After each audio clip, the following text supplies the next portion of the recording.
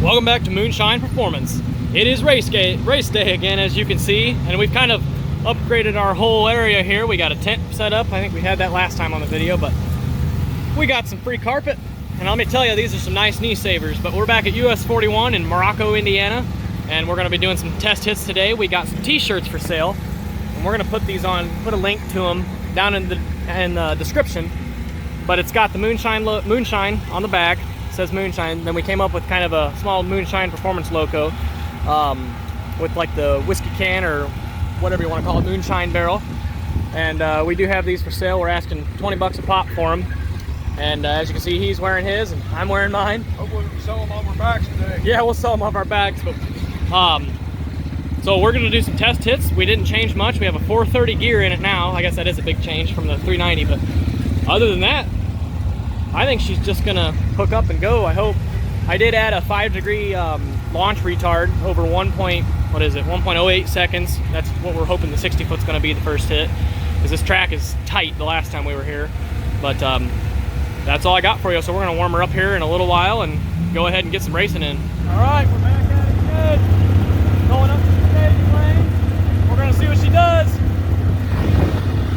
Well, we're up in the beginning of the staging lanes, and we gotta wait for all these cars to go.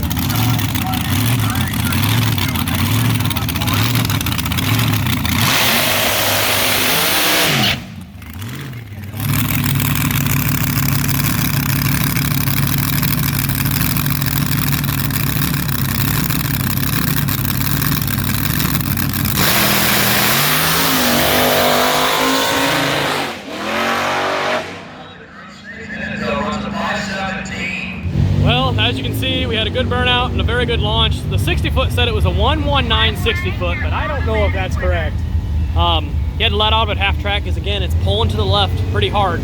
So we added more tire pressure in the right. I thought we fixed this problem with the rollout, because the rollout was on the tires were different.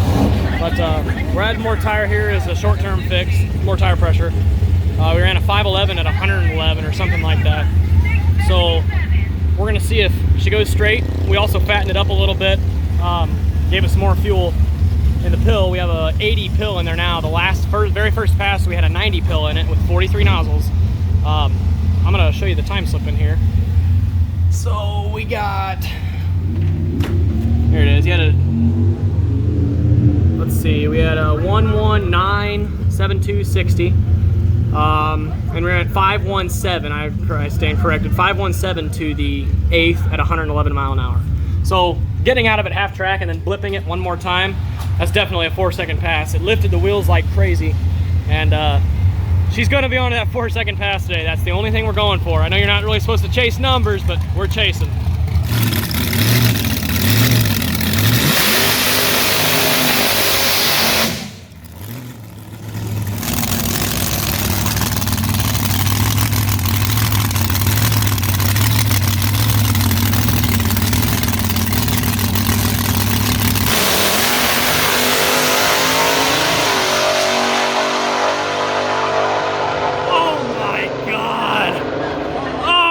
God! That may be their quickest run today, and I'm not sure, but I know it is. That is their quickest run. Oh my God! 470, 470! Oh my God! 470s! That thing was cooking! Oh my God! Wow! 470s! All right, there's our second pass of the night. Let me go over kind of what we had in the car, basically for reference for ourselves, but we had 6.5 pounds in here, 7 pounds in here, and our tire pressure gauge only does half pounds. So we're basically at 7.5, and I dropped it right under 7.5, so it read 7. This one was at 7, and I dropped it right under 7, so it read 6.5. So that's what it read, but it's right at the very tippy top of those numbers. We had to put more air in the right tire, half a pound more. It seems like it really helped a lot because it went straighter. We had an 80 pill in it this last pass, the second pass, and we are changing now to a 72 pill. We had to buy some pills off of somebody here because we ran out of sizes. I thought we had more. We had a 5-degree retard in it, over 1.08 seconds, the second pass and the first pass. and I just took it down to 3.5 degrees, so I gave it another 1.5 degrees of timing at the launch. So we're hoping to pick up on the 60. So we didn't 60 quite as hard as we did at Havana, which is kind of odd. I think this track is maybe a little bit tighter. So we're gonna give it more there. We also didn't have the retard in Havana, so that's obviously has to do with some of it, I'm sure. We're burning a lot of fuel, over 2.5 gallons, I think. But she ran a 474, let me get in here, 474 at 147.83 mile an hour. I don't know if you guys can see that. It'll never focus. We had a 1108 60 foot. See if I can get it to focus. It's not gonna focus. 1108 60 foot, and we had a 474.09 eighth mile at 147 mile an hour. So that's the fastest pass to date. We hope she's gonna pick up. Like I said, we just put a size 72 pill in it. Pretty soon we're gonna go ahead and buy some nozzles and change nozzles too, especially if we're gonna go up with a we're gonna up it to like 8.7% overdrive, give it some more boost. But that's, of course, down the road. We've got the pulley, but we don't have nozzles, so we can't do it today. I'm sure it's going to need nozzles since we're already pretty close to moving up. But this car is performing. I am ecstatic.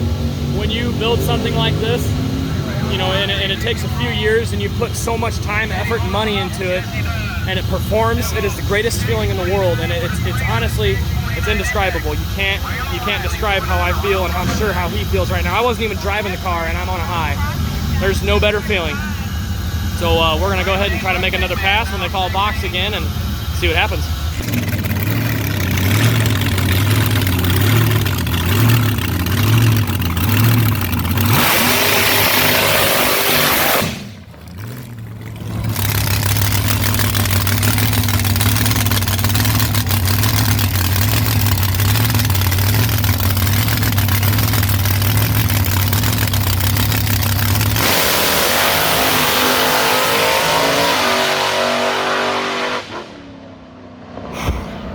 We just ran a 489 at 125 mile an hour, and there was a lot going on there. I'm sure as you saw the pass, the tires shook violently. And he had, I think you did, I looked back and I haven't told you yet, but you've done 3 wheelies. You did one way after the 60 foot as well. So it pulled them wheels twice, and then he got a little bit further, and then it yanked them once more. So I got a little bit cocky, throwing some timing at it at the launch. We had a 5 degree retard in it over 1.08 seconds, and at the beginning of the day we had a 5 degree, I'm sorry, we had a 3.5 degree just now. Beginning of the day we had a 5 degree retard on a ramp, and I'm gonna take it down to 7 and pull 7 degrees out at the launch to try to walk it off the line a little bit and make sure that it's nice and healthy leaving, because you don't want to shake them tires, especially when they're all between your legs. It's just violent, it hurts stuff, and it shouldn't shake that bad. It actually knocked our accumulator back out of this first hose clamp. The oil accumulator shifted all the way back into there until it stopped, so that could have been catastrophic. We got it all tied up now, but another problem is he said it cut out on the big end, and then he got out of it.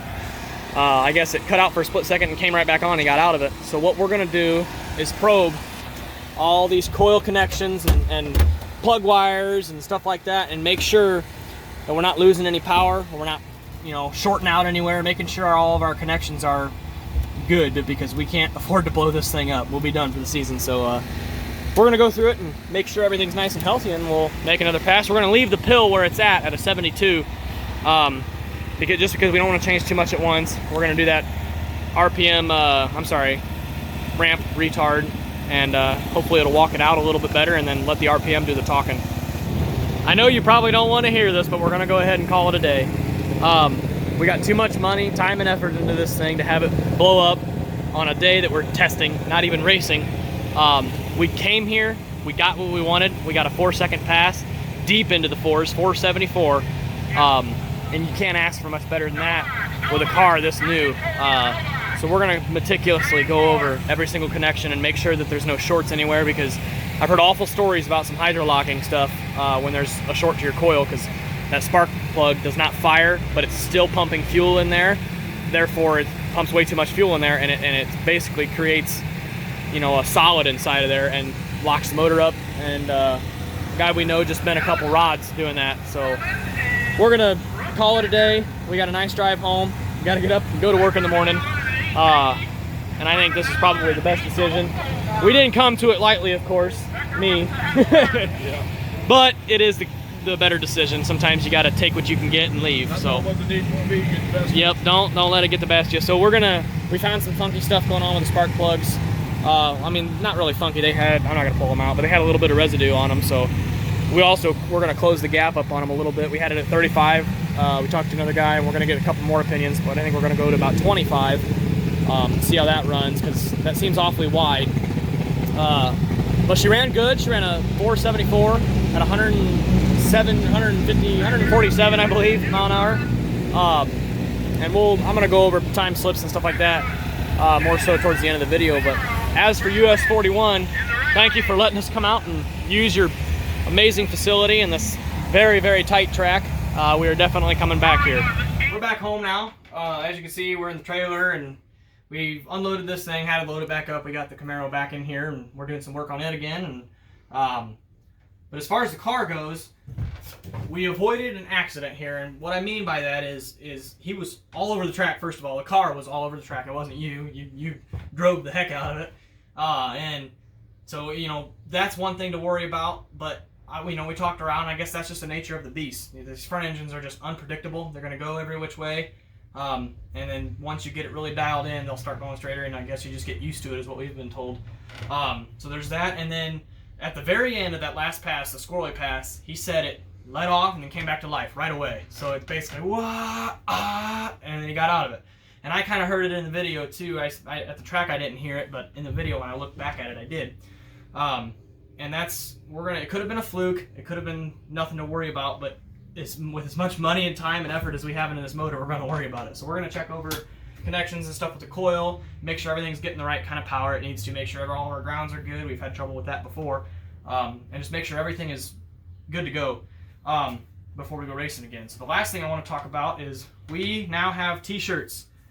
They're $20 a shirt, and as you can see, they've got the Moonshine Performance on there. She came up with a quick logo, and I think it turned out real nice. We got YouTube logos on there, and the whiskey jar, or whatever you want to call that, and then a moonshine jar, moonshine barrel, and then Moonshine is on the back. There's a picture. That picture is from the Nostalgia Outlaw Quick Series event. Dan Ricks took that photograph, and we put it on our shirt here, kind of screwed it up a little bit and made it kind of a cartoony figure, and then we have Moonshine across the top. So these shirts are going to be available on eBay for $20, and I think it's like $7 something for shipping. Is that right? Yeah. Okay, so we got... Then tax, of course. Yeah, everything. Everybody's got to get some.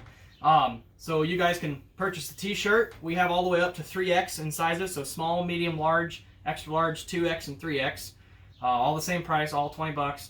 And go ahead and buy them up. It really helps us out here. As you can see, this stuff doesn't come easy. You got to work like hell to get the money to build stuff like this. And two normal guys racing is hard sometimes, and I'm sure you racers know exactly what we're talking about. So this kind of helps us out and promotes our brand. Putting a link in there too, aren't you? Huh? Putting a link on it too. Yeah, we'll put the link on there. I'm going to put that down in the description, and that'll take you right over to the eBay account. And then you can order a shirt from there. So as of right now, we ran a 474 at 147 mile an hour, and she's got more. Thanks for watching. Stay tuned.